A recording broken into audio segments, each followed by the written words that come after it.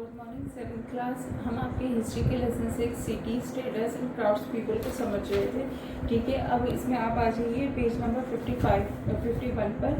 ठीक है, जिसमें है आपका हम्पी। ठीक है, यहाँ से हम शुरू करेंगे आज। हम्पी क्या है? Hampi served as the capital city of the Vijayanagar empire. ठीक है, हम्पी जो थी कैपिटल थी किसकी? विजयनगर एम्पायर की, which existed in present day Karnataka from 1336 CE to 1565 CE। ठीक है, जो कि एग्जिस्ट करती है, जो इस समय का कर्नाटका है उसमें आज से 1336 साल से लेकर 1565 तक। ठीक है, also known as Vijayanagar and Virupakshapura. Virupakshapura was the patron deity of the Vijayanagar rulers. ठीक है, जिसको कि आप किस और नाम से जानते हैं? विजयनगर या विरूप्रकाशपुरा के नाम से जानते हैं। ठीक है, it is located on the bank of the river Tungabhadra. ठीक है, ये किस नदी के किनारे पे है? तुंगभद्रा नदी के किनारे पे है। It has the river on one side and granite rich on the other 3 sides. ठीक है, इसमें एक तरफ तो मतलब नदी का एक तरफ से तो उसके वन साइड से तो रिवर बहती है। ठीक है, दूसरी तरफ से क्या है? ग्रेनाइट रिच है। ठीक है, ग्रेनाइट के पहाड़ हैं। ठीक है, जिससे वो तीन तरफ से घिरा हुआ है, making it easy to defend. ठीक है, जिससे कि वो अपनी रक्षा कर सके। The Vijayanagar empire was establish in 1336 CE by Harihara and Bukka. ठीक है, जो विजयनगर एम्पायर है उसको किसने स्टैब्लिश किया था? 1336 में किया था हरिहरा एंड बुक्का ने। It reach its glory during the reason of Krishna Deva Raya who ruled from 1509 CE to 1529 CE। ठीक है, ये जो विजयनगर जो था ये है किसने, किसके शासन में सबसे अधिक किसने ग्लोरी प्राप्त करी? कृष्णदेव राय के शासन में, जो कि 1509 से लेकर 1529 के बीच में था। The empire attract many foreign travellers who also felt behind detailed account of the empire and its capital. ठीक है, इस साम्राज्य ने किसको अट्रैक्ट किया? जो कि फॉरेन ट्रेवलर्स थे। ठीक है, विदेशी पर्यटक थे। ठीक है, उन्होंने भी इसके बारे में बहुत सी चीज़ें लिखी हैं इस एम्पायर और उसकी कैपिटल के बारे में। Some of these travellers are the Latalian, Niccolo Conti, the Portuguese Dominogo Peace and the Persian emissary Abdul Razzaq. ठीक है, इनमें से कुछ के नाम बताए गए हैं जो कि फॉरेन ट्रेवलर्स हैं, उनके नाम बताए गए हैं।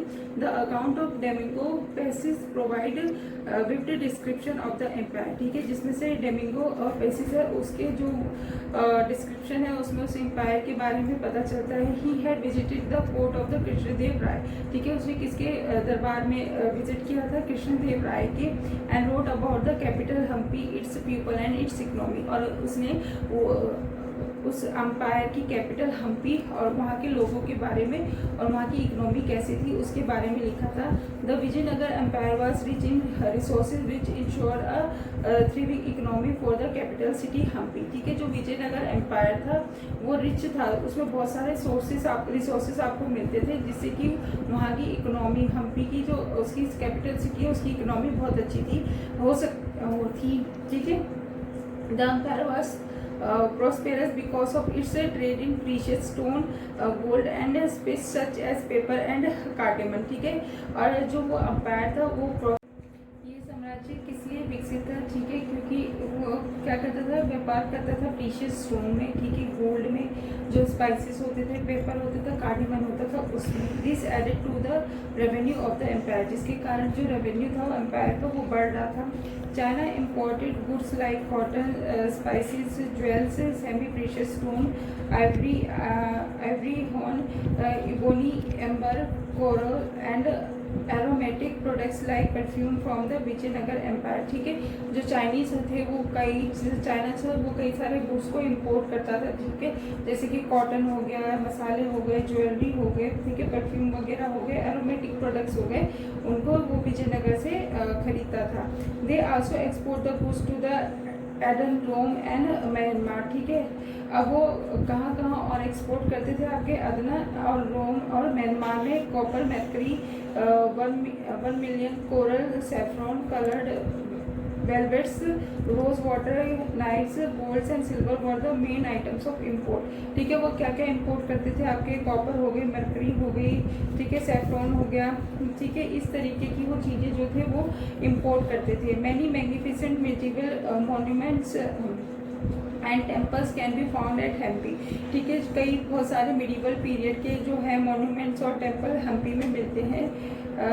विरूपाक्षा टेम्पल और Hazara Rama temple and Vitthala temple are some important temple. ठीक है, इनमें 3 टेम्पल थे जो उस समय के इम्पोर्टेंट टेम्पल थे।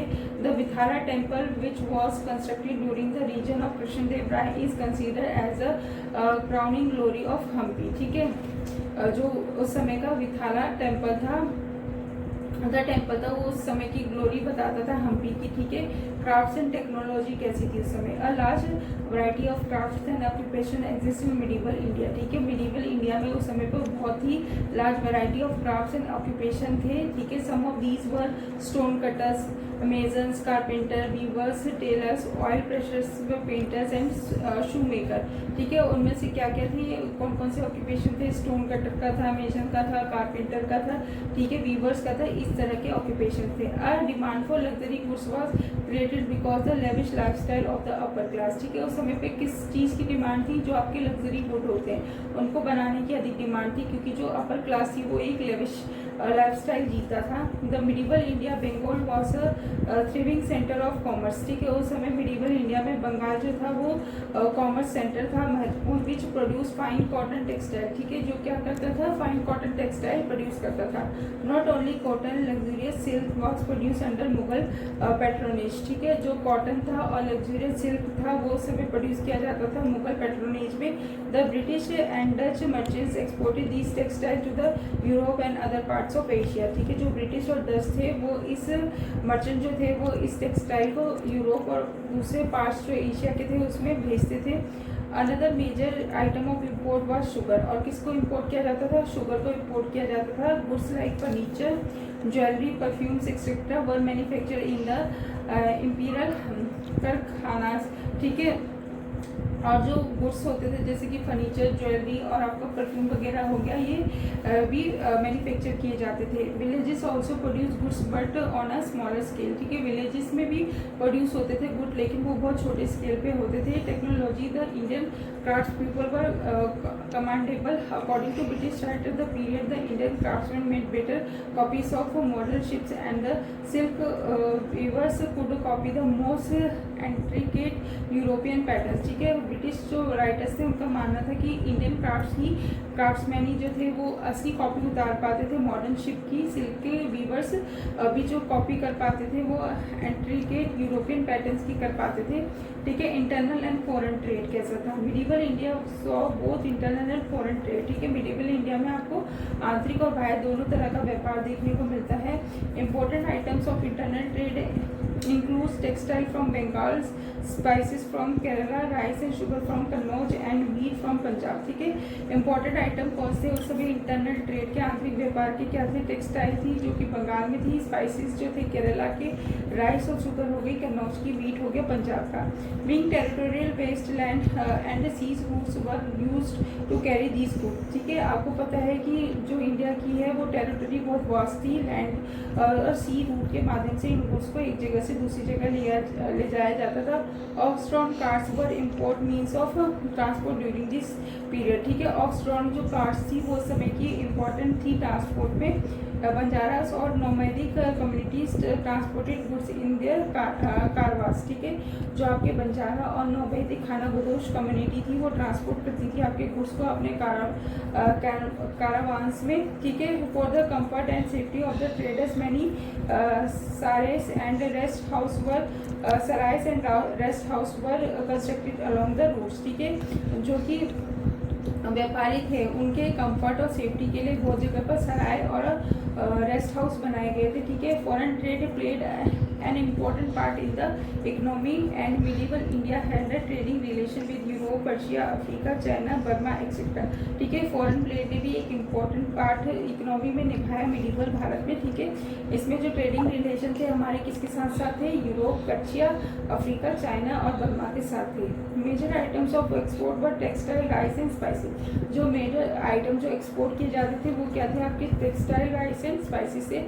On the other hand horses, metals and luxury items were imported. ठीक है, ट्रेड दस boosted the economy and brought about prosperity, जिसके कारण से जो आपका व्यापार बढ़ा और इकोनॉमी में बूस्ट आया और इसके कारण से जो है वो प्रोस्पेरिटी बढ़ी।